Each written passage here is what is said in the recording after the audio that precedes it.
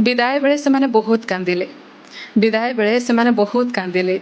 दुई सांग बहुत वर्ष होला एकाठी जाउथिले। डेली फोन कॉल हेबो बोली कथा देले।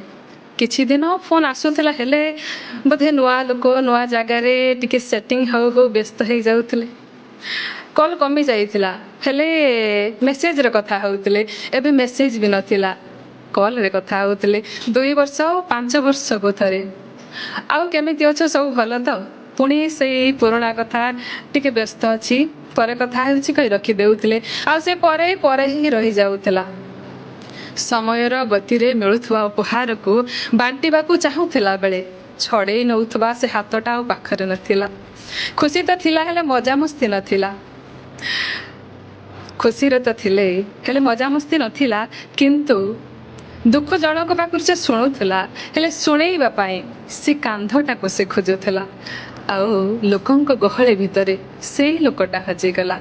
एमिति हेई दुई सांग दूर को चली गले।